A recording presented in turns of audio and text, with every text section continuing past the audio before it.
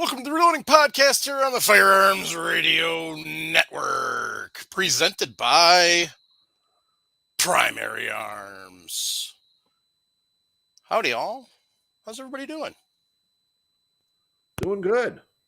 Doing good here. Nick? Pretty good. Yeah. Where's your dad at this weekend? He had Or a this lot of week? stuff to do today, and my grandpa's in town, so he's Oh, that's cool. spending time with him. Nice. It's awesome. It's always fun when you get to spend time with your dad. Well, it's not his dad; it's his father-in-law. Oh, it's his father-in-law. Yeah, but they're close, so that's Oh, yeah. But I don't know about that one then. oh, it's all good. He might jump on here in a little bit, probably jump in the chat. Okay.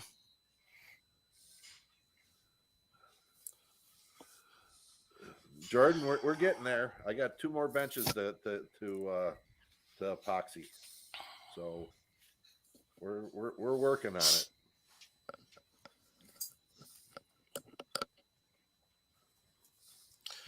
So, what's everybody been up to? Well, let's see. I got my heater, air conditioning put in over here. Got installed that. Got my last bench here. Emptied out 90% of the boxes. Nice. So, I got 3 reloading presses to finish putting up, but they're going on that far bench over there. Yeah. And that way I'll have the process will be from sizing here, trimming and neck preparation, priming, charging, bullet seating over here, bullet sorting over on this side, and cleaning and that kind of stuff over on that one there. So it's getting there. Awesome. How about you, Jim? What you been up to? Well, I went to Florida last weekend, so I haven't been able to do a whole lot. It kind of almost spur of the moment. But there was one thing I was able to accomplish. I don't know if I'd want to go to Florida. Why? Too many nuts. There's fruitcakes down there for sure, but there's fruitcakes everywhere. Anyway, I was carrying okay, stuff like that. Kept my SR-40C nice and warm on my hip. Anyway, the other thing is found out my brother-in-law, who'd never owned a firearm before, actually purchased himself a little 9mm. Nice. Mm-hmm. First time gun owner. And if he's a green card holder, the legal beagle, and the whole 9 yards. Indeed. Anyway, yep. He was asking me all kinds of questions. He was wanting me to take him to the range down there, but we just didn't have the time.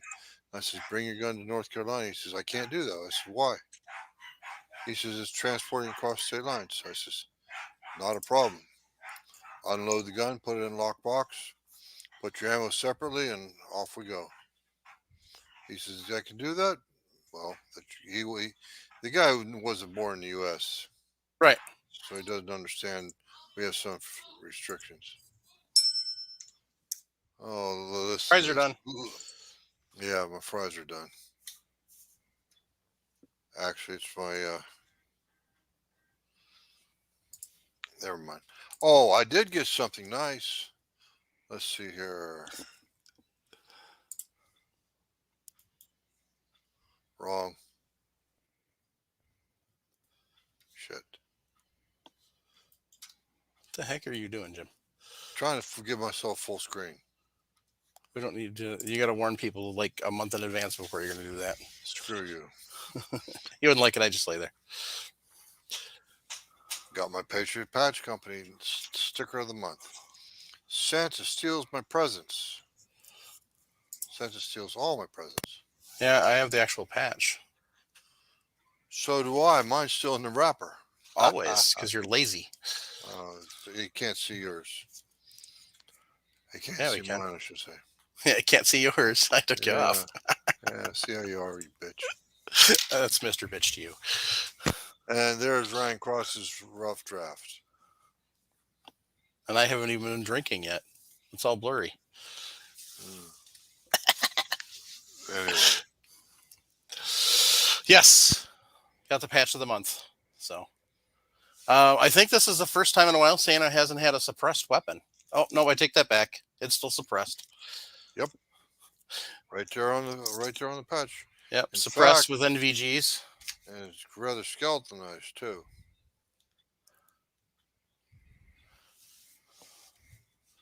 So Looks like the carrying handle has been skeletonized. I see Gerald Fickner's with us, asking his usual question. What's this about a bit nuts?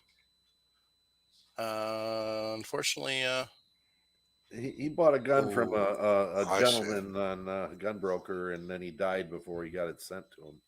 That ain't funny. no, Oh my. that sucks. That's real serious. You have our sympathy, bit nuts. That really sucks. Well, Paul Loud had roughly the same thing happen, except this was theft. He won a gunbroker auction last year, and someone at the post office decided they wanted it more. That's postal theft. That should be insured, and you should be able to claim that. Not only Should that, have been. yeah. Well, that's that's because it's being handled by the post office. What happens is, and here's the funny thing about that is the post office takes it, they hand it off to FedEx.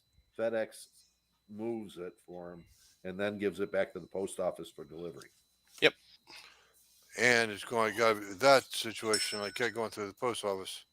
That's got to be from FFL to FFL. No, Nope. nope. Nope. I send stuff to a an FFL dealer. Yes, I mean to a gunsmith, and he takes it in. He works on it, and then he can send it back to me. Here's something even more to blow your mind, Jim.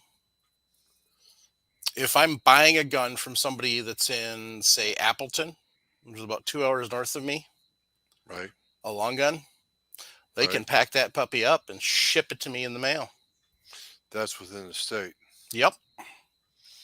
But like I bought that Marlin 1894C from a guy in Oregon. That had to go FFL to FFL. No, actually, it didn't have to go FFL to FFL. He could have shipped it straight to your FFL, He did. but he didn't. It didn't have to FFL on doesn't- his end. He doesn't Oh, have. he was an FFL. So Okay. Yeah, you don't have to send it to. You don't have to be an FFL to send it to an FFL. nope. Right. You know. So Like I had Jeremy Pozderick. I had him fix one of my handguns. I shipped it directly to him. He's the FFL, and then he shipped it directly back to me. right. That's the way I did with my 280 AI. I shipped it to an FFL out in Oregon State. Mark Skaggs is his name. Give the guy a shout out and a free plug. And he did a hell of a job on my it was a 270, now it's 280 AI. Anyway, changed the barrel, trued up the action, all that. But he licensed gunsmith. Yep. Nick, what'd you do this week? Anything? Didn't do a lot. Had to work a lot this week. Didn't you? Don't you work in a gun shop? I do. It was a slow week for us. That counts. Yeah, that's true. Not for us. Yeah, we only sold this past weekend 4 guns all weekend. So, Whoa. but picked up some magazines for my FAL last week, and also my security system came in today that I bought on Black Friday. So Nice. get that installed and. Yeah, was selling off some of the blink cams. They had a 2-package indoor and then a 3-package outside. I picked those up for pretty cheap. I think it was $55 for all 5 of them. So Yeah, I went with Simply Safe. They were running Friday only 60% off, and you get a Yeah. free indoor camera. I was like, I couldn't beat it when they saved me $600. Yeah. So, I don't need the monitoring, so that's why I didn't do that. But so Hurtnick said pistols go FFL to FFL if you use USPS. USPS. That's right. Yes, that is correct, because that's the only way USPS will do it. And actually, that's the only way you can ship a handgun on, if you are an FFL, to or via USPS. But you or I or Joe Schmo can go to FedEx or UPS and ship it to an FFL. right. So, Right. by the way, handguns second day air. So if you plan on shipping a handgun somewhere, understand you're going to pay. There is no option on that. It's No. second day air or next day air. Period. Nothing slower. So. And packaging them is a pain. No, it's not. Handguns? Well, every rifle that I've ever sent off. Oh, rifles, yeah. Yeah. Yeah, rifles are a pain in the ass barrel to ship. Yeah. Because you either put them in a really nice case and ship them, or, well, actually, they're not as bad. We've got a nice setup at work to ship them. We got nice long boxes and a crap ton of bubble wrap and that type of thing. But yeah, if you don't have stuff like that access to, it's a royal pain in the ass.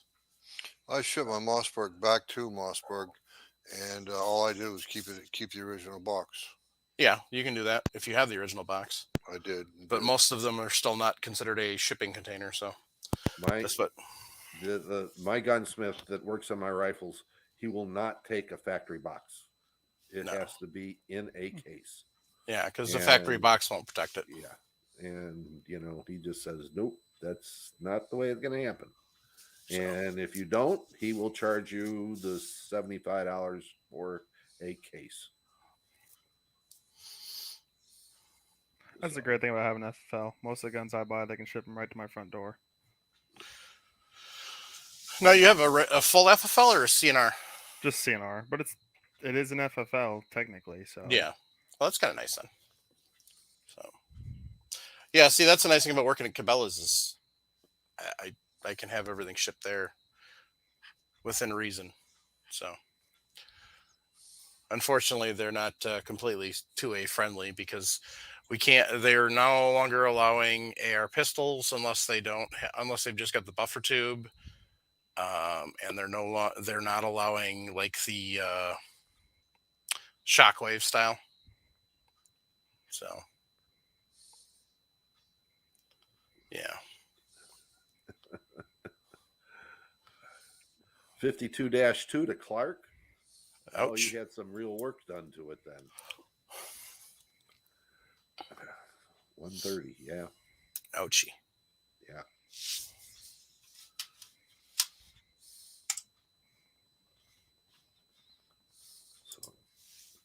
So me working. That's what I've been doing. I bought a Thompson the other day, or I didn't buy it. The library did. It was one of the newer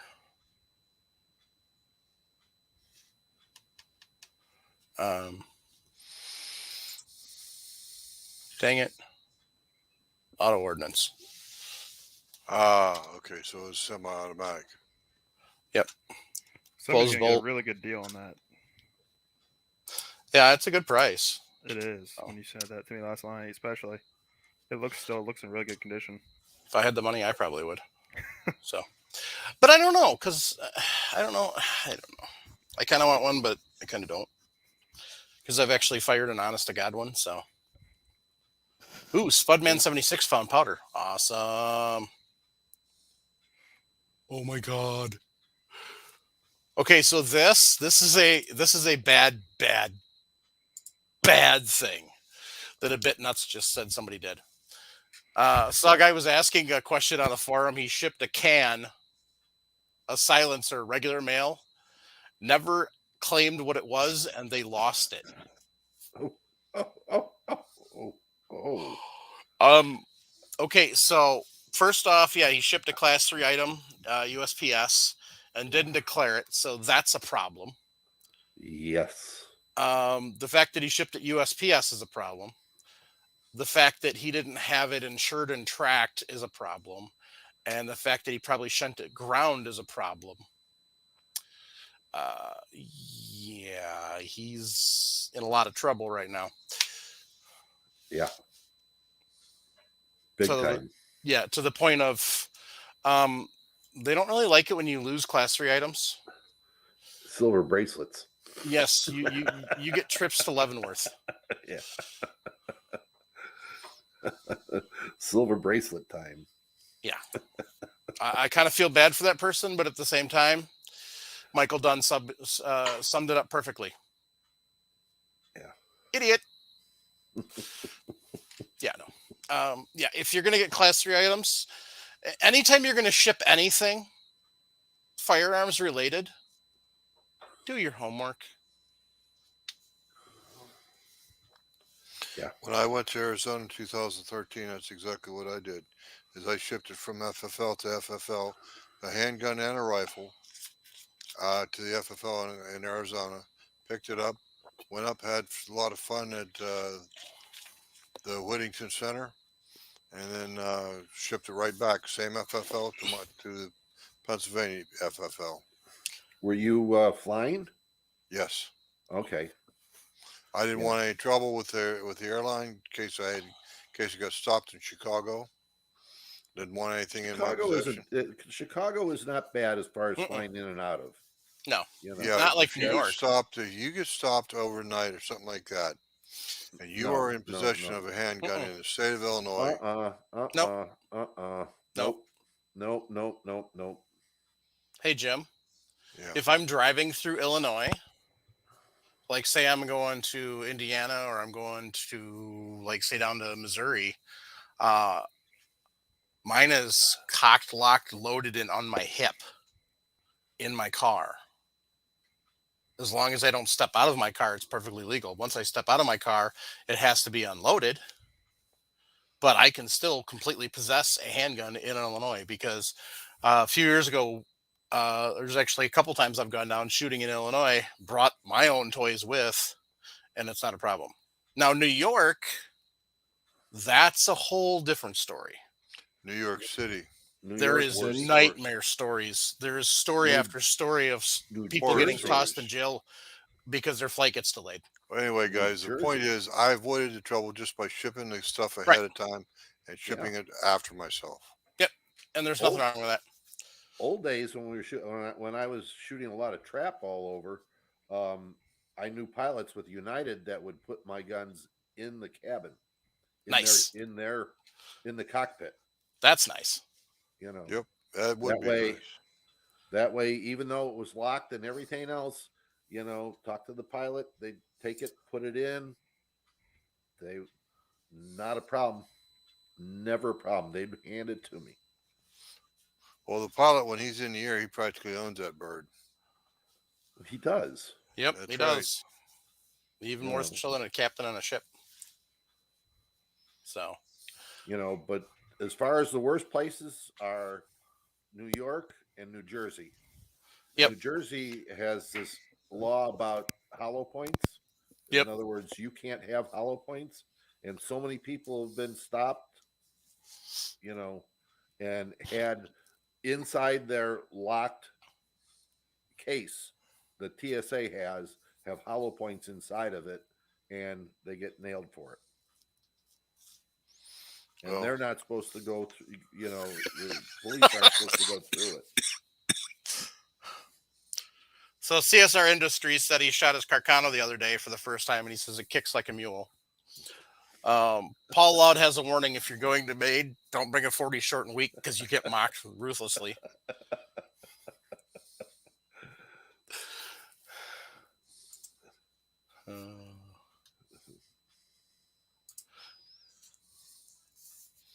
Well, So. I'd say, like I said, I just didn't want any trouble or any issues shipped it ahead. Oh yeah, nothing wrong with that. Yeah. Yeah, It cost me. Don't get me wrong, it cost me, but right. it was I shipped a handgun and I shipped ammo for both different containers, and I Mhm. shipped the two rifles in lock container, or rifle and handgun lock Yeah. containers, and the ammo in lock containers separately. Well, it I it spent a doesn't few have to $100 be in shipping, that's for sure. it doesn't have to be separate on an airline though, as No. long as the No. magazines aren't loaded. Right. If they're in a box, the ammo's in a box and with the rifle, that's fine. An ammo box Yeah. What you do is that's one like of those. this, Yeah. that's fine. Okay. But there are loose rounds, no. Nope. That's a bad thing. Stuff in a magazine, nope. So Yeah, but because in Chicago, there are certain areas that a loaded magazine is considered part of the gun. It's a loaded gun. yeah, TSA says that. Yeah. That's federal. So Michael Dunn wants to know: can you drive through a no gun state? yes, So that's debatable. Depends upon the local cop most of the time. If he Um, knows what he's doing, you're not going to have any trouble, as long as you don't set foot on the ground, like Mike said a minute ago. That federal depends though, law, because federal law states that if the gun is unloaded, the ammunition is separate from the gun, and the gun is locked and in a locked case and in the trunk. Remember that. Not glove box, not accessible, in the trunk. Okay. Just the way, that's federal law.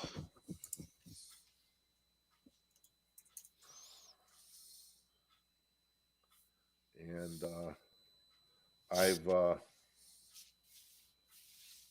don't know if anybody remembers when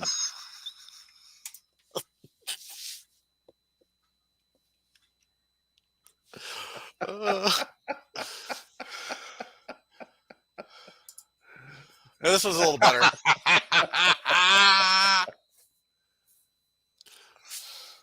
And this right here is truth. A bit nuts. If you get stopped, all bets are off. They'll do what they want. As unfortunately, a young lady from Philly found out. she had the gun in the car. Yeah. In the car, not locked. Okay. First off, if they try to get into your trunk, all right, without a warrant, you're Right. you got them there. I was stopped. You remember when Morton Grove, Illinois, had their total handgun ban? Oh yeah. I was stopped by a police officer in Morton Grove with about, geez, I forgot how many guns I had at back of the car, and he goes and he's looking at all the ammo boxes that were in there, and he asked for my FOID. I handed it to him, Yeah. and since I wasn't from Morton Grove, he didn't look any farther. But all the guns were locked in a trunk. Yeah. So, yeah, I mean, there's still always extenuating circumstances, but when you're traveling, you want to be careful. Legalheat.com is a good source for checking.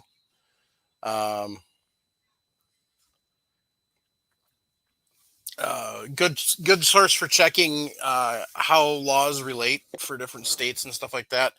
But if you're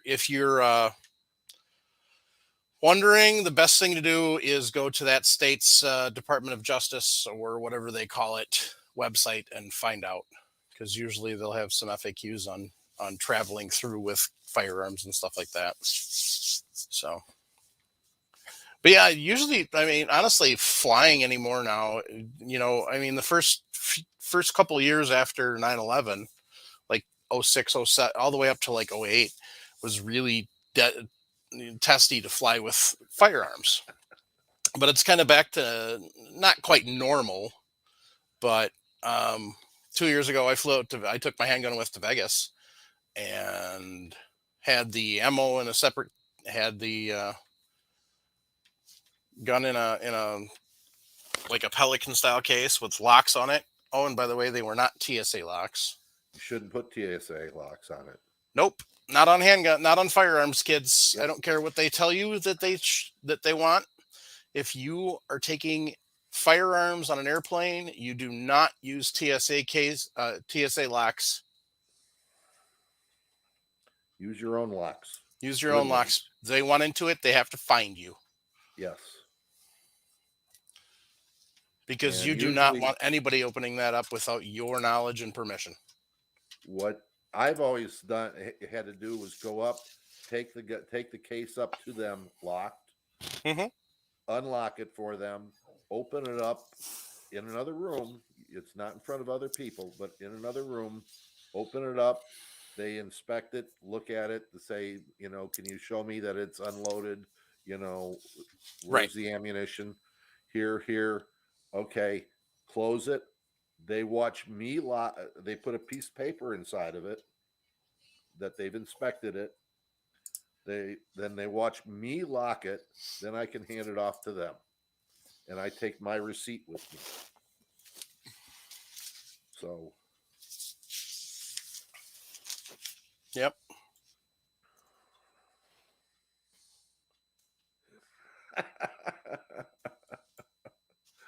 okay, nuts. What'd you do? Read the drug sniffing dog comment? Yeah. Yeah. Yeah. I've always liked the drug sniffing dogs. They're nice. No, they're friendly. Yeah. Unless you have on something you shouldn't have. So. Yeah. If you're worried about that, get out and keep a bunch of dog cookies in the car. That's right. That was easy.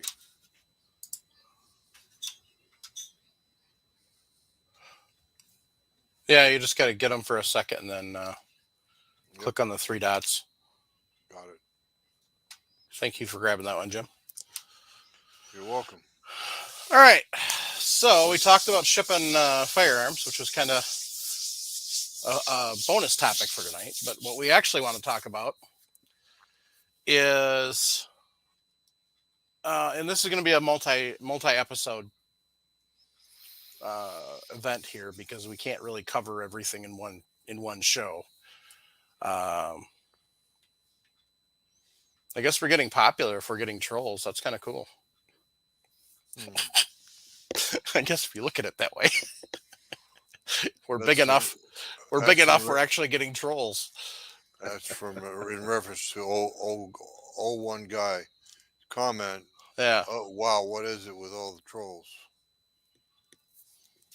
So, Paul Elkblood 01 says, SEB front rests. No, I have not used one. I have a Sinclair, but like you do, but no, I have not used a SEB. They're a little expensive, and but I would like one.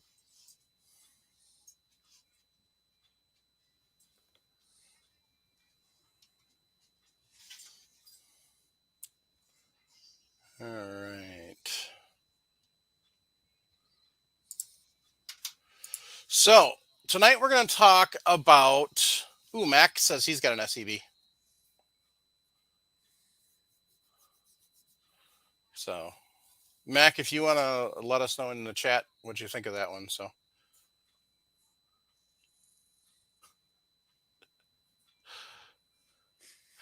Michael Dunn got his gift from his prize winning from Chris Sharp. I said that obviously he didn't use Reloading Podcast shipping. So,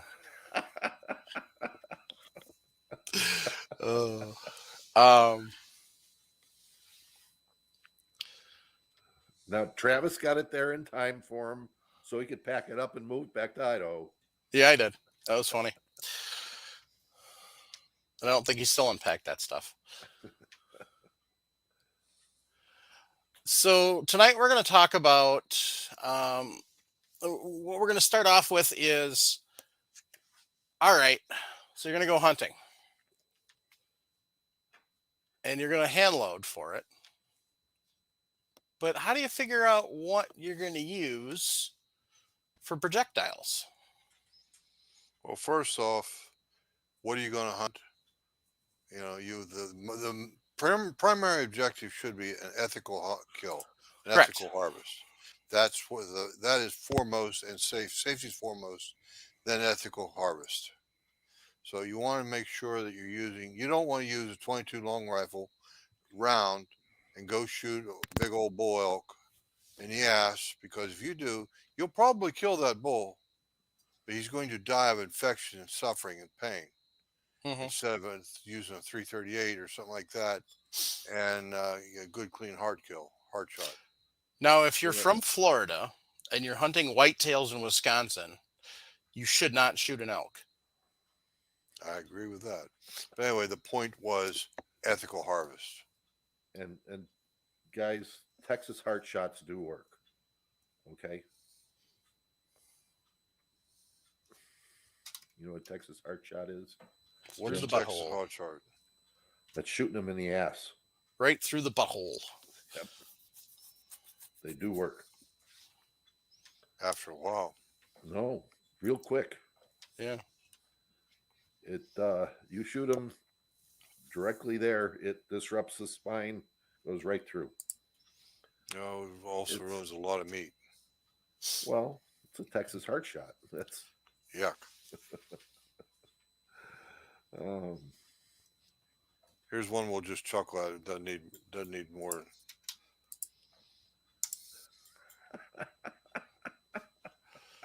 Oh, that's funny. So tonight we're talking about waterfowl, upland game.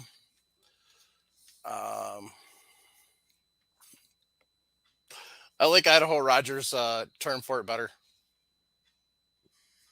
Yeah. That's much better. We're going to leave that in the comments, though. Yeah. So we've got all this different shot size. shotgun shells, shot size. Yep. Why?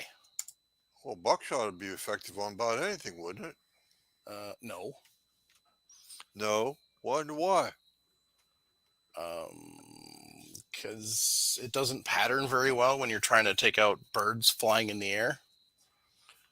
You're Oh, handicapping yourself. Mike knows I'm being an idiot. Acting like one anyway.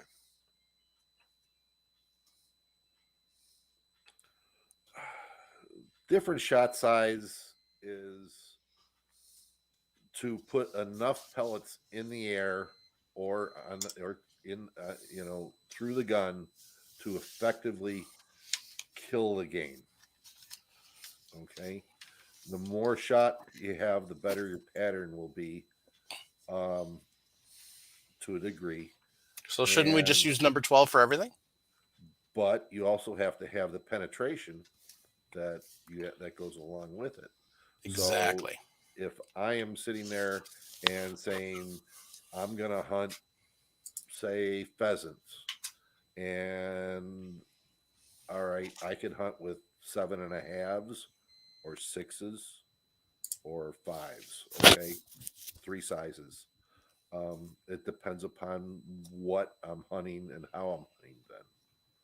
So if I'm sitting there going, I'm hunting over a pointing dog and the birds are holding, then I could go to 7.5s or 6s and not have a problem.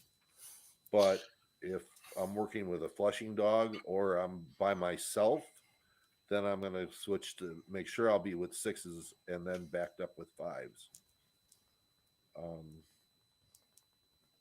But then I go ahead and I say, quail. You know, well, I can hunt with 8s then. You know, or 9s, depending upon what I'm dealing with, as far as bird size and everything else. Doves, 8s or 9s. A lot of times. 7.5s are good when they're long, when you got to have long range, but yeah, okay.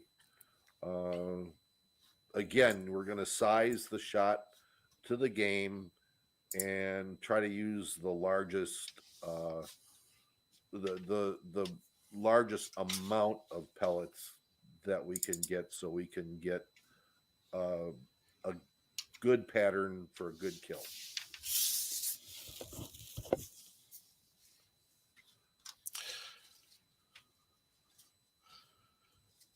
So does shot composition make a difference on what size you choose? Oh yeah, yeah. Lettuce is denser than most shot out there, other than that I know of, and so you're going to get more weight per pellet with lead. You use steel, bismuth, and you're going to find that those, to get the same weight, you have to up the size of the shot itself in order to get it.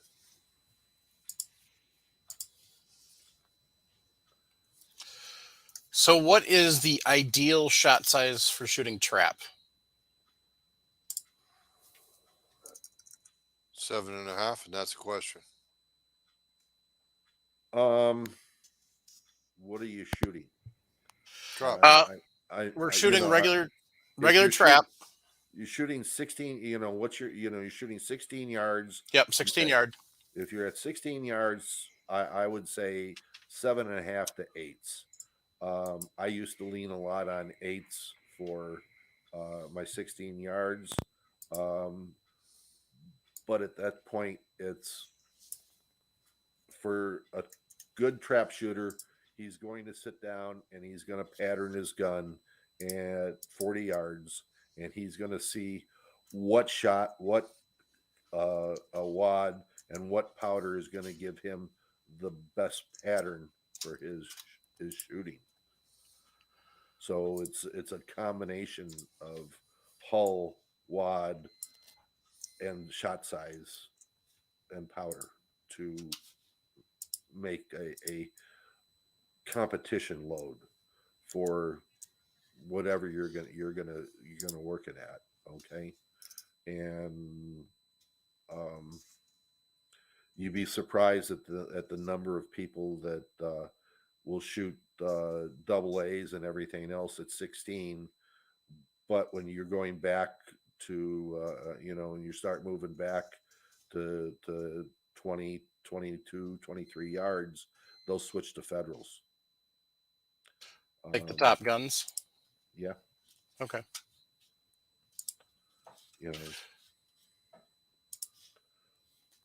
live bird shoots I sat there. I used Federals all the time. You weren't allowed to hand load for a live bird shoot. You had to buy your shells there. That makes sense. Honestly, when you think about it, if you're on a live bird shoot, the idea is to be ethical. Let's be honest. Not everybody's not all hand loads are equal, shall we say? And not everybody's shot shells are done well enough to be consistent in patterning and in shot. So you want to make sure that you're trying to get that correct.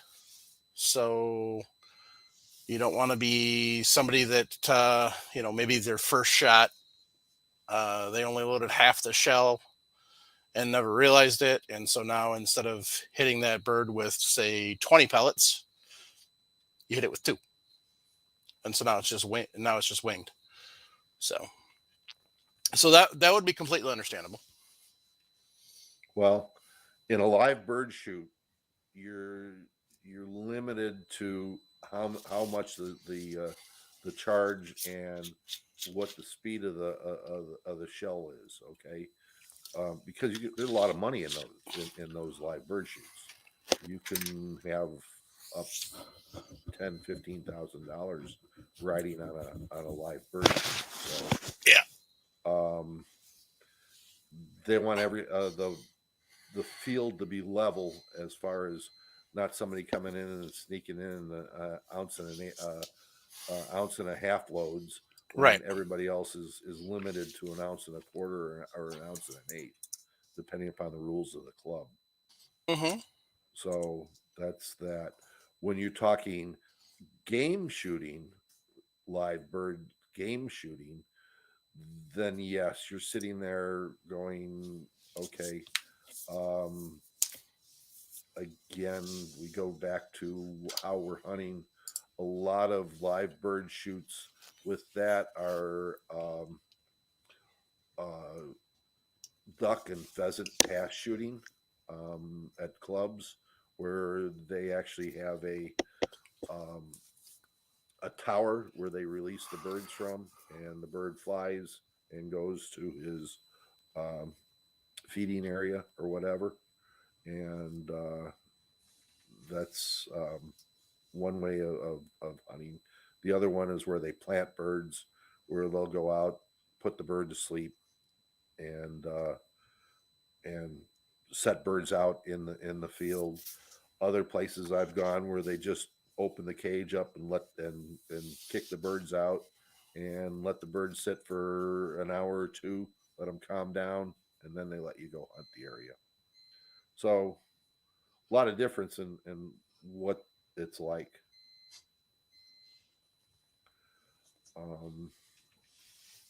You know, it's a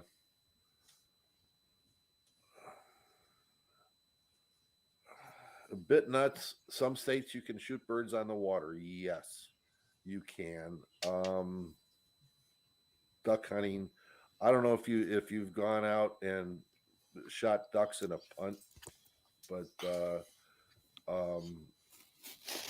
they have to come in and land. Then you can shoot them if you want, but not many sportsmen do that. They will come into the decoys, and as their feet are set, you can take the birds.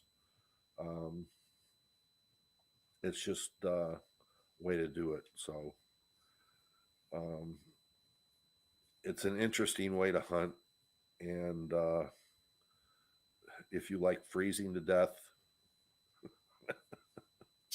laying in a boat that's got 4 inches of freeboard before you get wet, and yeah, it's not for me. I mean, I can sit down in a duck blind, not a problem, or a goose blind, and that. But being out, and I've hunted on the East Coast, in the Chesapeake Bay area for waterfowl, and them birds just don't taste the same. Sorry, guys. Yep.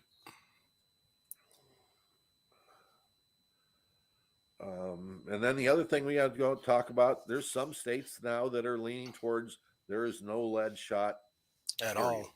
Yes. Yeah. And originally that was for waterfowl, Mm-hmm. and because they said that ducks were waterfowl, I'm not going to just go ducks, water birds that were around were ingesting the shot and dying because of lead poisoning. But more and more states are moving towards banning all lead shot. And is it good? Yes and no. People have a problem with the steel shot and the not so heavy shot compared to lead, because loses its velocity faster. In other words, there's a good range of killing a bird with lead shot, would say 35 to 45 yards. But you start going to steel, bismuth, and other types of non-toxic shots. And steel is the worst. And you find out that it does not have the range because it doesn't have the weight. And you get it up to the weight, but it's so big, the aerodynamics slow it down faster.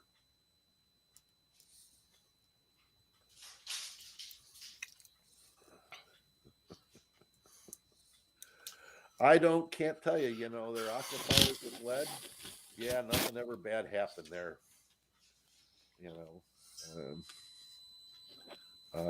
Who was it? Claudius was judged to be mentally unstable. As far as Caligula was judged to be unstable due to lead poisoning. So,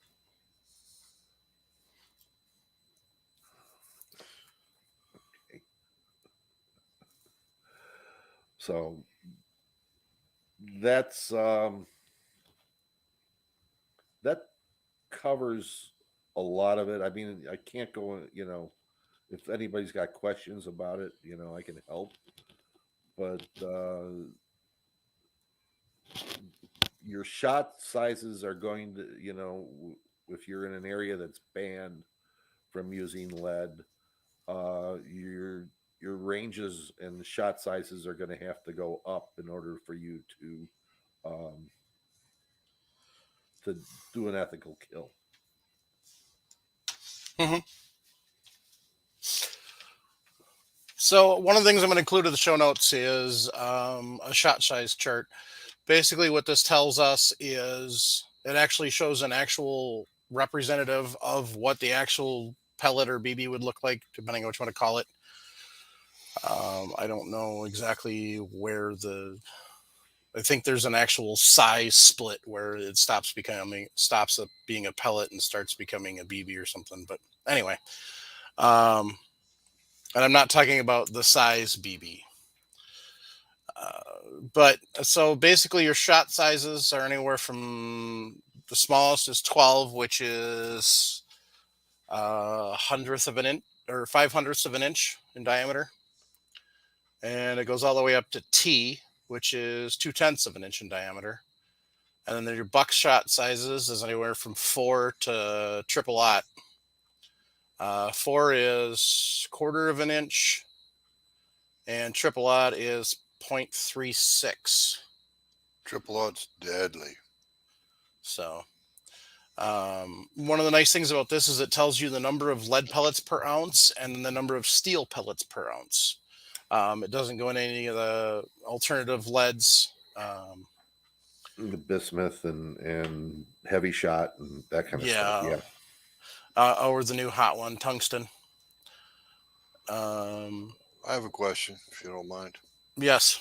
What about if you're hunting inland? You say the state is banning lead, no lead shot, right? Depends on the state and depends on what you're hunting, not necessarily where you're hunting. Okay, well, I'm talking about, like, say you're hunting wild turkey. Yep. That would be steel shot only? No. It could be. Yeah. Depending on the state. Yeah, it could be non-toxic shot is what they call it. In other words, again, do your homework with it. Right. Particularly with the Game Commission. Just read the little books they give you. Yeah. And if you're hunting near water, even though you're hunting, let's say, pheasant or turkey, they still may want you to have steel shot because of you're near water. Yeah, see, it depends on where you're hunting. Like if you're hunting on a what the heck is it? Federal water, federal land. Yeah, if you're hunting on federal land, then it's non-toxic for everything, regardless of what you're doing, even if it's dove. if you're in um, in some states, if you're in one of the areas where it's like they set them aside for um, as a Waterfowl. wetland for Yeah. waterfowl production area. Right. Um, you have to use non-toxic in that no matter where you're at. So, Right. I mean, that's kind of the thing there. So you want to check, you want to do your due diligence and check. So, Yep. Wildlife management areas. Michael Dunn. Yes. yes. Anything that's federal land, just count on using non-toxic. Yep.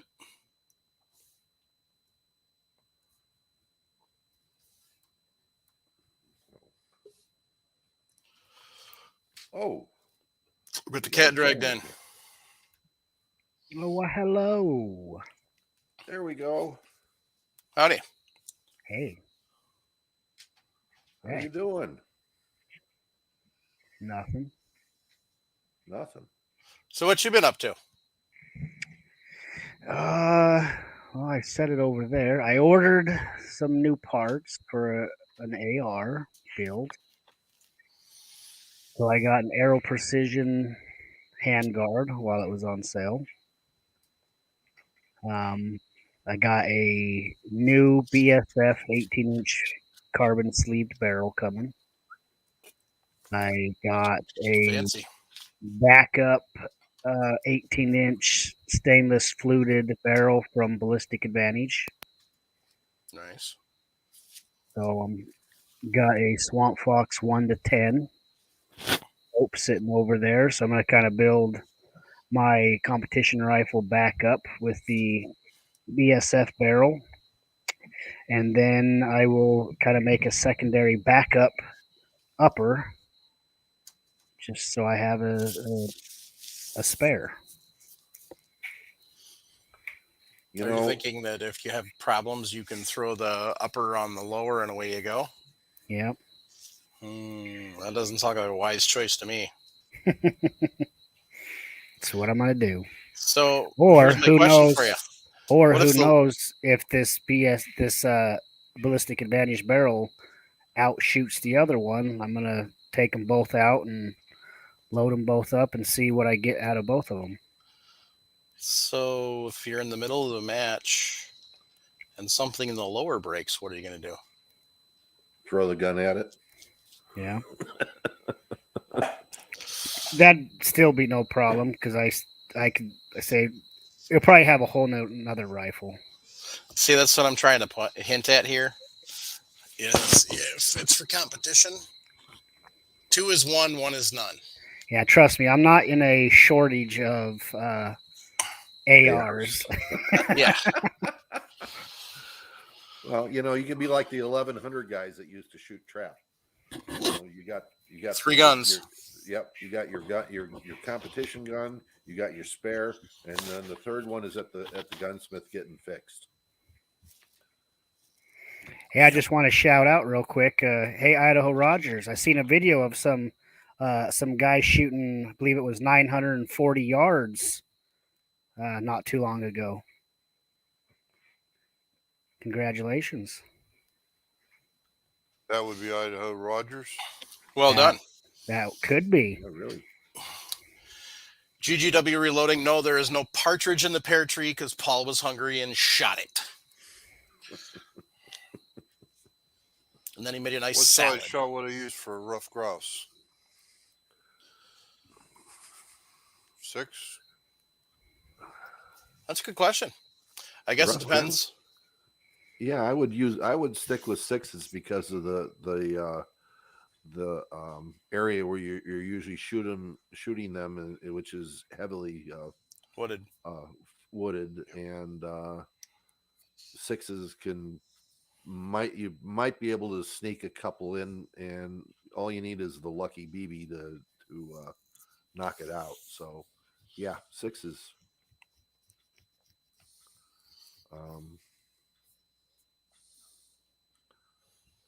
That would Turkey, I typically use 5.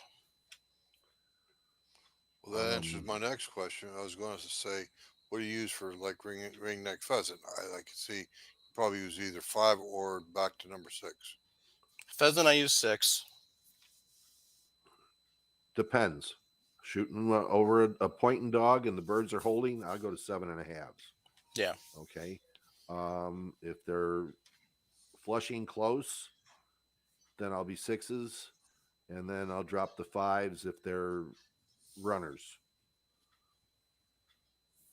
So that's my you know So did you typically use an over under or a side by side and then have one type in one barrel and one type in the other?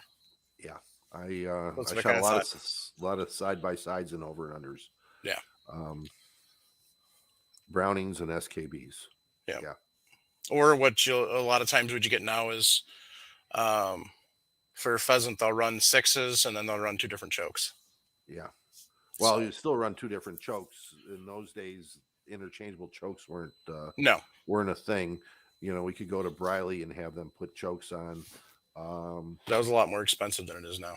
Yeah. Well, I got a 12 gauge Browning that's set up with 8 barrels. Yep. They're Brileys, and you sit down, and I got a little mallet, and you sit down, and you open the case up, and you got blue, red, and green besides the regular barrel there, and you just take it out, and you got a tool and a hammer, and you tap it in, Mm-hmm. and you can change. You actually adding a barrel to it is what you're doing. Yeah. So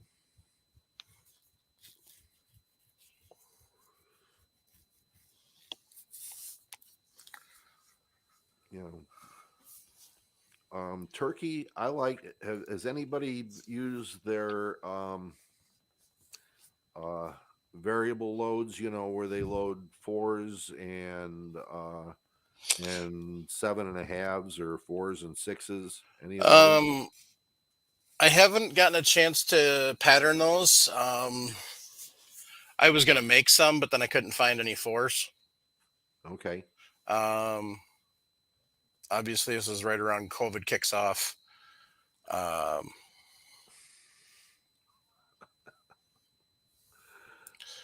And but yeah, it's pretty. Actually, they're factory loads now. Yeah. It's a big time factory load thing where you got 6s and 4s. Federal actually, I think, was making one with 6, 5, and 4s all in one shot.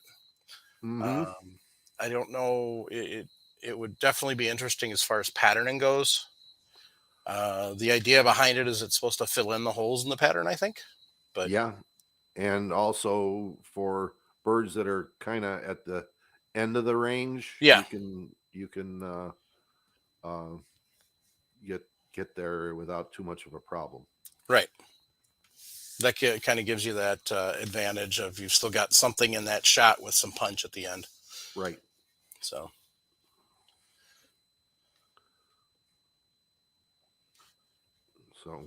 You got some good bird hunting out there in Idaho, don't you, Travis?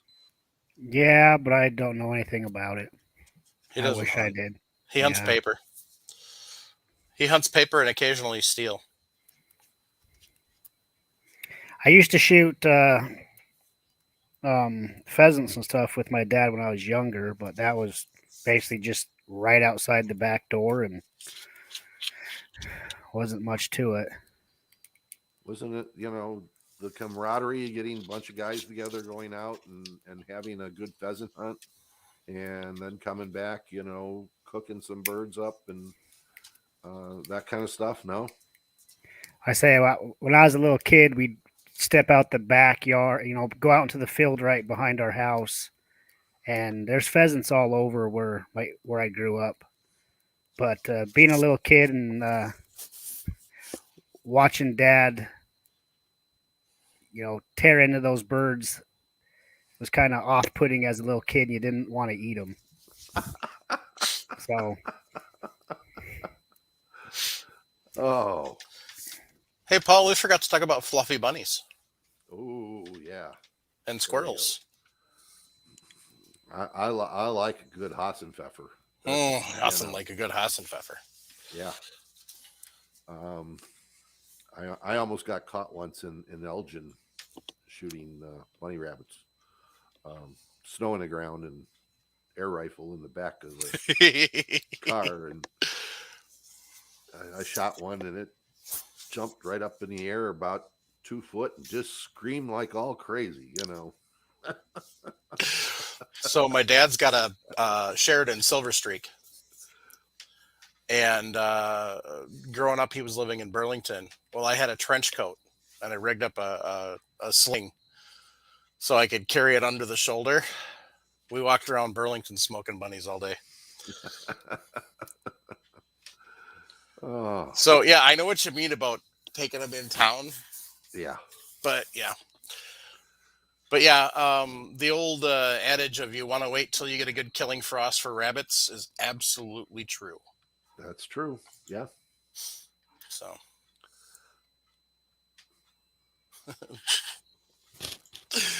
Okay. Y'all are rough tonight. for fuzzy bunnies, if you're using a shotgun, what are you typically using for shot? I'm usually Buckshot. hunting birds at the same time, so I'll have 7.5s or 6s on for the for them, and that's it's just. And I've been on some good rabbit hunts. I mean, I was in Iowa one time, and we must have shot 40 bunnies between 3 guys in a day. And we ended up using 7.5s and 6s because there were so many. I've used 7.5s when I've gone out. My dad and I have gone out quite a few times and used 7.5s when we're not using 22s. Yeah. So, well, when you're hunting birds and bunnies start running, and then it's time to start taking them. Yeah. So you use what's in the gun, but it's Yep. it's always interesting. Again? Yeah. I managed to get past the block.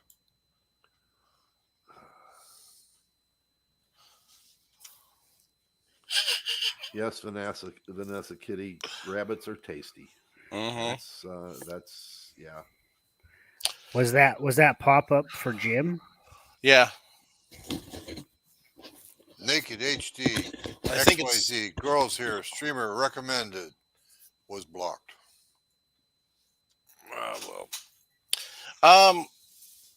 so typically for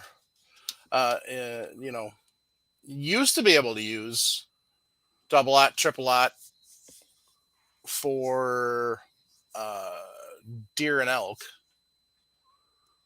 I know Wisconsin, you can't use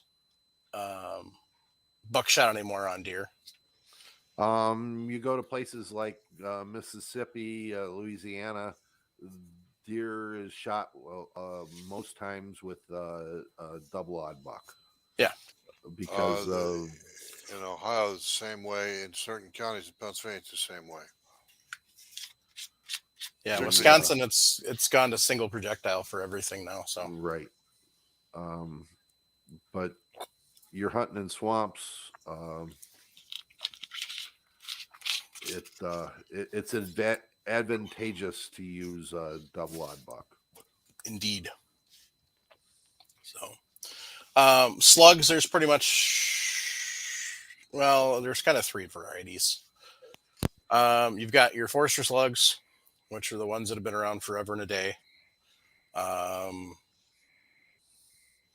If they're a factory one, they typically have some sort of casted kind of fin system to help supposedly stabilize them.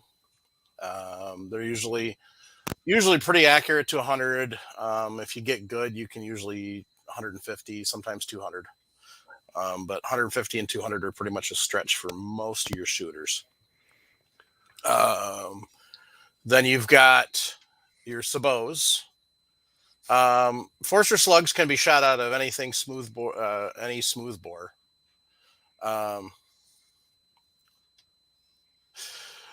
But with the sabots, they actually need a rifled barrel to go be shot out of. What a sabot is it's going to have some sort of projectile, slug style projectile inside a plastic. In a shot shell, it's basically kind of a plastic wad with petals that peel back when it goes out. So looks a lot like the sabots you use in like a muzzleloader, honestly. So Same principle, yeah. so or if you're looking at stuff like, say if you're upscaling a little bit, like the main battery on a M1 Abrams, there's a couple of rounds that are sabot rounds. So basically what it is, it allows you to shoot a smaller projectile out of a larger bore, kind of like what Geeks, Gadgets, and Guns was doing when they were using 30 caliber sabots out of that 300 rum to shoot the FM 55 grainers and so on and so forth. So there's lots of different sabot options. You've got your traditional style, and then you've got a whole bunch of different designs. And then kind of the newer thing over the last, say, 10 years is the Russian style slugs, which have a wad attached to them, usually either pressure fit, sometimes screw fit.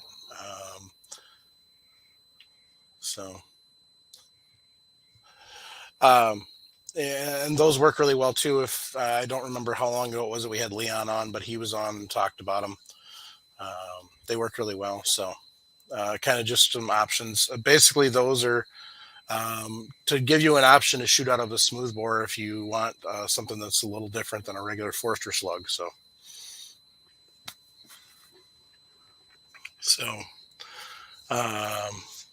sabots, with sabots and a rifled barrel, you're talking up to 200 yards accurately. So with a good rifled shotgun. Yeah, with a good fully rifled barrel, not the rifled choke. They make a rifled choke, but I've never really seen anybody have any really good results with those rifled chokes. So, and Savage made one of the best slug guns. The 212 and the 220. Yeah. Yeah, we got a 220 in the library right now.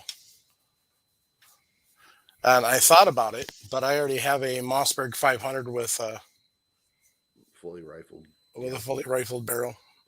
I got a 1187 with a fully rifled barrel, and I'm sitting there going, okay.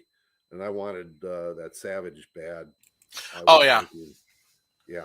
If it was a 212, that's a different story, because I don't have a 12 gauge with a fully rifled barrel, but the 220 is a 20 gauge, and I've already got that Mossberg, so it's like, Yeah, we couldn't keep them on the shelves when we had them. Yeah, they fly off shelves so quick. Oh, they do. Yeah, because there's so many areas down by you guys in Illinois and stuff, and there's so much areas here in Wisconsin that it's still shotgun only because it's a metro area. But some of those, you've got those really long shots in between the fields and stuff, and you need that distance. So yeah.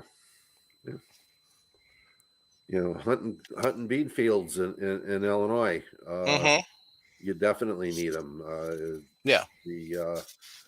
Indiana, where I'm at now, private land you can use rifle, any rifle, but you get to public land, and you're at that inch and a half. Has to be inch and a half. Has to be over a certain caliber, and straight wall case or whatever. So, or a shotgun with a slug. Right. So,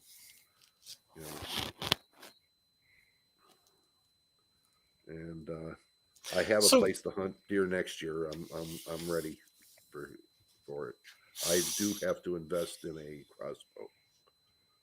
So Wally Crosby wants to know, what's your favorite shot shell for coyotes? He says number 4 buck, my favorite. Then coyotes running you over. Number 4 buckshot, my favorite for then coyotes running you over well call in. That kind of doesn't make sense, but okay. Yeah, for running dogs, number 4 is good. You can go up to tees with coyotes, even regular number 4. Yeah. Depends, what you. I like to have a shotgun for calling coyotes, and I usually would sit down with it and say, number 4, regular number 4, not buck or anything like that, just number 4s, and Mhm. good all Yeah. around. There's a few companies that were like Heavy Shot makes a coyote load. I think it's 4s. Mm-hmm. So, I don't know. I've always just, for coyotes, it's whatever's loaded when I see it. Because when I see them, they need to be shot immediately. Yeah. Don't let them walk away. Period, is my personal policy. So, Yes. I've actually dropped a coyote with 7.5. Good. Now, granted, that was 30 yards and it was all 5 shots. Because I wanted to make sure it went down. Because after all, even though it's a coyote, it still deserves to die ethically. But it needs to die. So, Got a question. Yeah. What are we going to talk about next week? I realize it's a continuation of this topic, but that's what I'm saying. Or is this more appropriate for the host chat? no. What we're going to talk about next week. See, we've got a couple of big areas of this to talk about yet. Yes, We've we got, do. yeah, John, exactly. That's what it did. And that's why it had to die. John's hand loading said, especially if it ruined your deer hunt. And yes, it did, which is why it went down. Because it did chase deer away and I couldn't shoot it with the rifle at the time. So when I saw it later when we were out pheasant hunting, I took it out. So, what we're going to talk about is I think we're probably going to be able to do 3 more shows. We're going to talk about if you're handgun hunting, because that's an important thing to talk about. And then we've got your varmints. Yep. I mean, we could probably do an entire episode just on coyotes. I know Paul could do a couple of days worth of prairie dogs.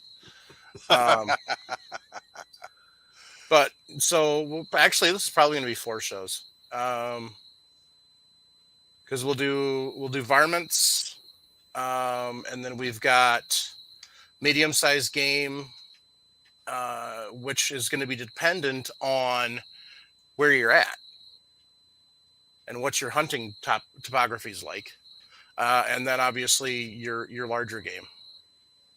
So, And if we got the time, we can move into dangerous game too. I like that idea. Let's do a 5th one on dangerous game. That'll be after the new year, but I like that idea. One particular critter we didn't mention tonight was crows. You're going to That's use 7. Yeah, I 7s. agree with 7s because they're usually called. They can be called in. Well, it depends if you want to eat them or not. Oh, crows are carrion eaters. There are people that legit eat crow. And we've all had to eat crow once in a while, but not the freaking flying bird with feathers. No, there are people that actually legit eat the bird. Yuck. That's only half a step above. And they usually use 6s. Yeah. The reason, the larger the number, the smaller the shot. And the reason you go up in shot size is twofold. typically for most of us, it's because we hate picking out pellets. The Especially larger these shot days. size, the larger the diameter of the shot, the less amount of pellets. But also, your larger shot size is going to give you better penetration and et cetera, et cetera, et cetera. Better energy at the target. So, Smaller the number, the larger the shot. Paul, doves. Well, so that we already went over that, but eights, 7.5s, Yeah. nines if they're close birds. I mean, if you're hunting a good sunflower field, Yeah. yeah, what we didn't talk about, is when you're shooting birds, is learning to head shoot them. That way, you ain't picking out pellets. That's an advanced class. Okay. So it's just like shooting. We were having a conversation about hunting squirrels with a shotgun. And they're Yeah. like, oh, you're going to spend all the time pulling pellets. I said, no, you learn how to head shoot them. Yeah. So, oh, man, that sounds delicious. Vanessa Or just you- said pulled barbecue. squirrel barbecue Yeah. sandwich. Uh-huh. Oh, Yep. But I prefer when I did squirrel hunt, I used a 22. yeah. That's No. definitely preferred. But like Paul was saying, a lot of times you're out. Like we would squirrel hunt when we were grouse hunting. Yeah. And then you do rabbit when you're doing pheasant. So, And you do squirrel hunting while you're doing pheasant. I mean, you Yeah. always run into a farm that's got trees growing up around Mhm. some area, and hey, there's a squirrel running across there. and then you use air rifles when you're deer hunting for squirrel. Yeah. Or What? suppressed. Well, look at the new air rifles that they have now. Oh. They're suppressed. 57, 40, 44. Yeah. Why not? That's not funny anymore with it. Everybody No. said, well, using a BB gun. No, I'm using an air rifle. I wheel know. rifle, I know a yeah. couple people who've got some of those gamos that are actually pretty quiet, and they take it with them in the deer stand. Yeah. I got a squirrel. I got a squirrel the other couple of years ago with my knife, sitting on the ground, and it decided it wanted to get close. And I said, if it gets, if it gets to a foot off my foot, I'm gonna knife it. So I did. That's what they call patience. I wasn't doing anything else. Slowly pulled my knife out of the sheath. Slowly wound it up. Now, see, if you're going to do something like that, you actually have to practice throwing your knife. So, we also used to hunt squirrels with 30-06s, but that's beside the point. Yeah. But that's usually 200 yards. So, but yeah, I mean, Yeah. You've been up north in Wisconsin, and they got those damn red squirrels out there. oh, those are fair game all the time. Uh-huh. Yeah. When we're at the cottage, if you see any there, when we were up at the cottage, there was 3 air rifles and 3 22s that were by doors and windows that if you saw the red squirrels, they needed to get shot immediately. Yeah. So, and usually did. So gray squirrels are awesome. Red squirrels are kind of destructive, shall we say, and they love to get into people's houses. So,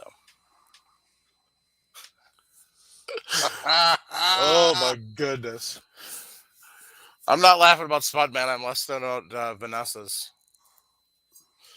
Ever see pigeons fry on a high tension wires? Tons of feathers. Yes, I have. So, Hey, Mike, I just sent you a picture of my buddy that shot. He shot his. Where did the picture go? He shot his deer with a 45 caliber air rifle. Yeah, air rifles are no joke anymore. They've got 50 cal air rifles that it's actually in quite a few states. It's very common and absolutely legal to hunt. Why did I put it on you? I don't want it on you. Oh yeah, you got it. There you go. It's absolutely legal to hunt air rifles. Gresham's been talking about it for 3 years, 4 years. So I've been doing that for a long time now. Come on, guys. 40 years, shooting bunny Wow. rabbits with air rifles. So come on. well, no, they're I know. whitetails and hogs and. Now that doesn't make sense, Vanessa. That you can only hunt gray squirrels and you can't hunt blacks because they're the same frickin' squirrel. Yeah. That makes absolutely no sense. Wisconsin grays and blacks are fair game. It's albinos you can't hunt, which makes sense. But yeah, that doesn't make sense. You want black because they're the same squirrel. It's just different coloring. It's not like grays and foxes, which are the red squirrels, which are different. So I don't know. That makes no sense. Yeah. Stupid. Foxes. There you go. There's one. What do you use shotgun wise on a fox? 4s. Was Headshot. ever in your gun? Well, that's yeah. I mean, that's kind of the coyote answer. But if you were going to specifically do it, then Yeah. I would probably say 4s. So, obviously, waterfowl like geese, typically T's, BBs, BBVTs, because you're running steel.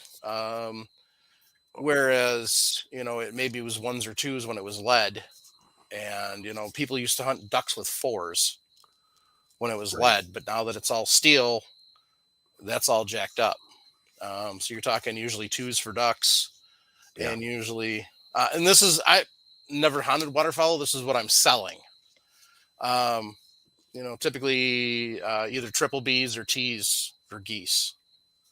So T's for geese, and number 2s for ducks. I used to use 4s and 5s when it was lead. For ducks, Yeah. on decoys. Mhm. So, but it's gotten so hard to find a place to shoot ducks anymore around me, that geese were. I mean, Illinois had a early goose season. First Right. week in September to get the lawn dogs off, and then you had the late season. So, yeah, it's changed a lot since the steel shot's been non-top and it's still shot's been changing introduced. depending on their that's the one nice thing they're doing is they're spending a lot of time, a lot of money, and a lot of effort into trying to get something that mimics lead. Hard to do. For waterfowl. Steel Gold? doesn't. Gold would work. That'd be a little expensive. So, how'd he die? Gold poisoning. What? So anyway, but yeah, so over the next few weeks, we're going to talk about handguns. We're going to talk about different rifle options, depending on what you're going to go after and stuff. So, yeah. Okay. So yeah, it's going to be a fun few weeks. Kind of, end of the year, beginning of the year things. So, and that's kind of where we're going to go from there. So, I got another one posted. I spent some time Sunday and figured out how to work the new posting system, with the new website and everything. So I should be getting some more up, this week and then weekend. Chris has got a whole bunch edited for me already, and Travis helped out with those too. So, but yeah. Vanessa Kitty, in Texas, they have this thing about hunting exotic game. What they do is they drop you off. They give you a choice, and they have a walnut case that you open up, and there's a handful of corn in one of it, and you get a choice of what hammer you want. You get a gold ball peen or a gold and silver claw hammer. I'm taking the claw hammer, thanks. So, and Travis, I was thinking about, you were telling me you wore out that barrel on that AR, right? Because you cleaned it. All I know is it's not shooting like it did before. Okay. What were you cleaning with it before? You ever run a rod? Well, remember we were talking like I don't really clean my barrels. I would run a bore snake yeah, through it after each match. I just run a bore snake 2 or 3 times. that did it. I think that did it to your barrel one, because the muzzle end wore out. The problem You is think- if you you don't think- clean those, Go ahead. You gotta, I'm gonna say if you don't keep those bore snakes clean, they're actually worse. Because now you've got a tighter fit, and you got that carbon that packs in there, and everything else that packs in there, and Yeah, I'd this say one was pretty clean though. so pretty clean doesn't cut it. I have bore snakes. I mean, I go when you go prairie dog hunting, you always carry a bore snake with you, and but I've just learned that, yeah, I have an Otis kit instead. Much better option. but a bore snake, you use it once, you clean it.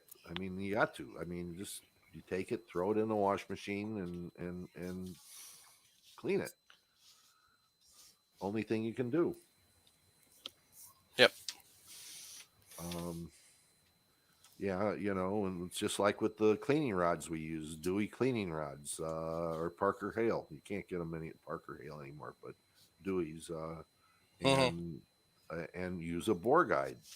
Yep. I mean, what's a bore guide for an AR nowadays, guys? Just $20. Yep. Yeah. So,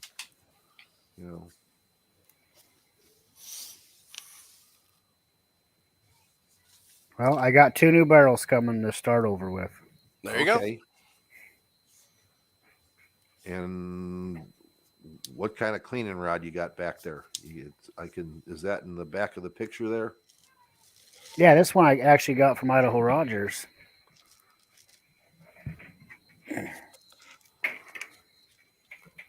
So it's a Tipton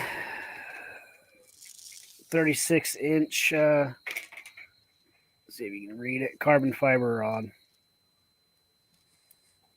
Okay. 22 caliber. There you go. Nice.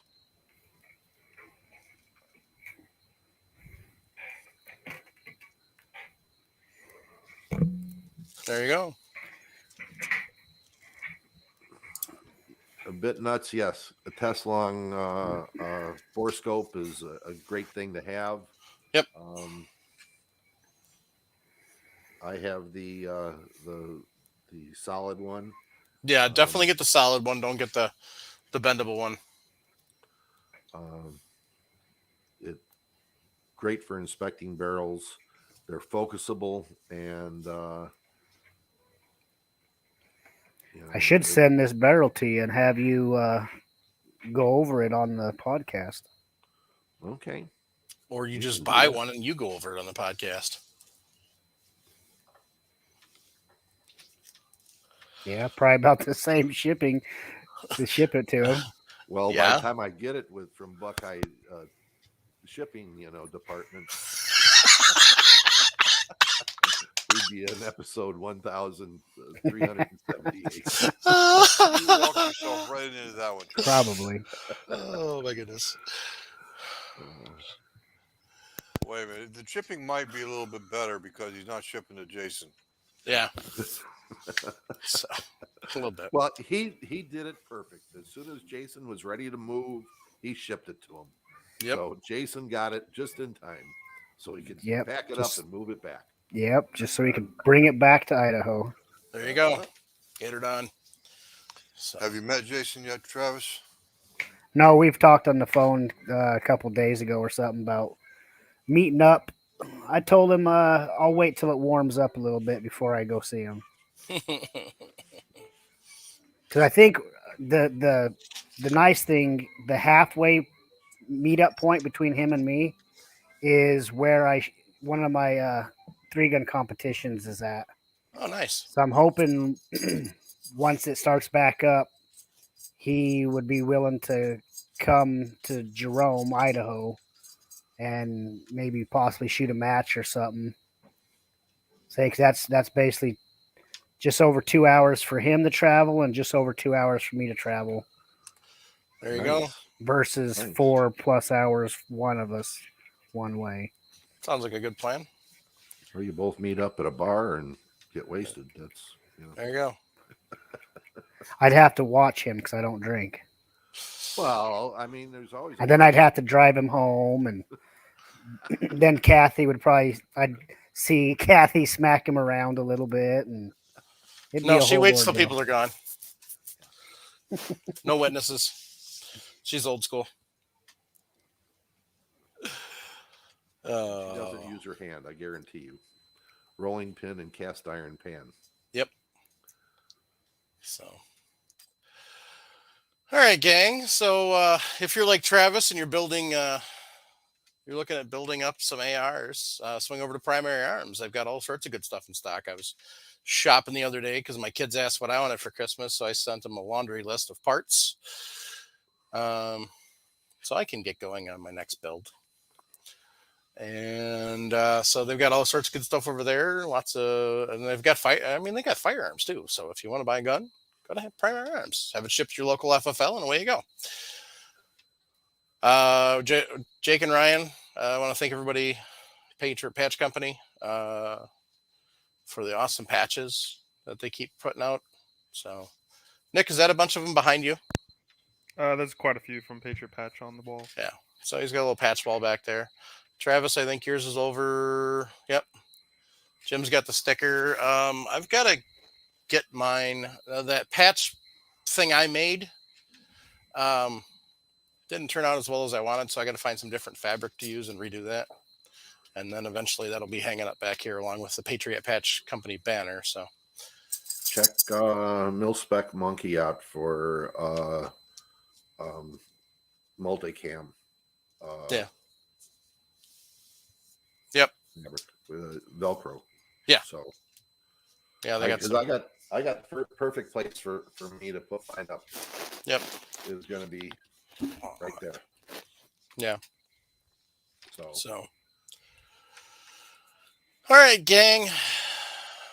BitNut says 12% off coupon at Primary Arms right now. So if today is December 7th, oh, we forgot to mention that. 80th anniversary of the day that'll live in infamy.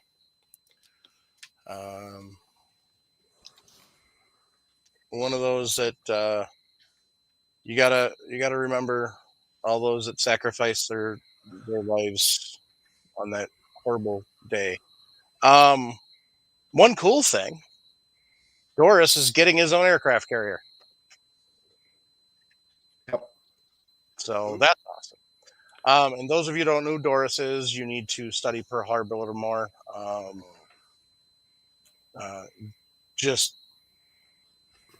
When we talk about above and beyond, what he did that day was well above and beyond. So, but it's one of those things that we need to continue to remember, continue to honor, and continue to not forget. Forgive, yes. Forget, no. Correct. So, my excuse me, my wish list is to get out to Pearl someday and see the Arizona. So, and now that Missouri's out there too, so that'd be cool. Yeah, Missouri's out there. I have my great uncle Chuck was actually on the Utah during Pearl Oh, Harbor. okay. So Wow. we wanted when we were out there a couple years ago. Unfortunately, we couldn't see the Utah because it's on the civilian side of Ford Island. Right. But even being there and seeing the whole area was incredible and sends chills because he passed away when I was young, but I still heard the stories from Yeah. him. It brings back chills. Mm-hmm. Yeah.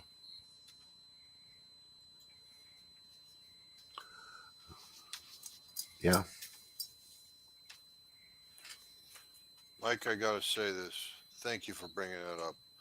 Very few people even have the cojones to mention it. Mm-hmm.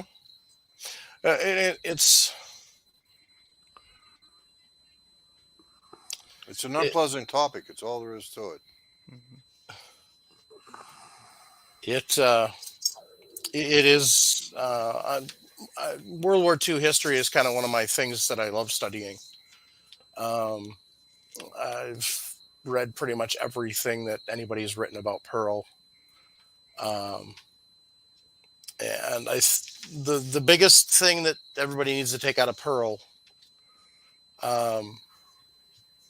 isn't what happened that day, but it's what could have happened, and then what this country turned that into. Um, the lesson of Pearl, there was a lot of failures, a lot of screw ups. Thankfully, the military's learned from that, and continues to learn from it. The War College is still breaking down Pearl and still learning new things from Pearl. 80 years later, they're still finding new things about Pearl that they can use to help our warfighters today. But it's one of those things that we need to never forget, because especially in, if only for the people that sacrificed and gave up their lives that day. So if that's the only reason you remember Pearl, then that's more than enough. So Blue Green Eye said he was fortunate enough to meet a couple of warriors from Pearl. One was a Medal of Honor recipient. That would be awesome. I've met a few together. Yeah. So I've met a few World War II veterans, but no MOHs and nobody from Pearl. So, Well, I'll tell you, the veterans of W2 are getting far apart and few between. yep. We definitely need to really make sure that we're honoring them. They should be cherished. So Idaho Rogers said, Mm-hmm. I can click on it once and bring it up. Watch the 3-part YouTube videos from Drachenfeel on Pearl Harbor Aftermath. Best vids on the internet. Watching that YouTuber does a lot of amazing stuff. So if you get a chance, watch some of his stuff. His breakdown of the I'll get him. his breakdown of Pearl is amazing. Also, his breakdown of the Bismarck is pretty amazing. So, but yeah, just definitely need to remember to honor them. It's even if it's just simply saying, a simple post on social media to bring awareness, because they definitely don't cover it like they used to. So No, it's not politically correct. no. So, but on that note, gang,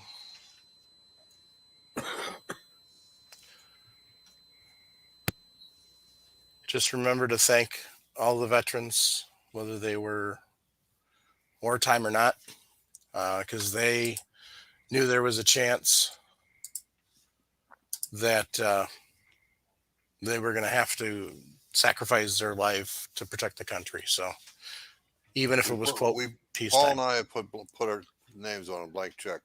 Yes, you did. To the US of A. Thank you. So, I wasn't doing it for thanks. I'm just talking about my friends and my brothers and my family. yep. So, Anyway, Yeah. Yep. we're getting trolled pretty bad. yep. So, last thing for the night, we're going to skip normal sign off. But last thing for the night, if you're struggling, 1-800-273-8255. It's suicide helpline. There's trained professionals there. If you're struggling, give them a call. There's people there that can help. So,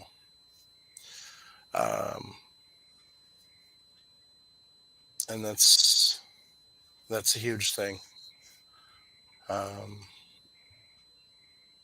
There is help out there, and there's nothing wrong with taking the help and asking for the help. In fact, it's pretty damn heroic if you ask for the help and need it. So, thanks everyone. Have a good night. Good night.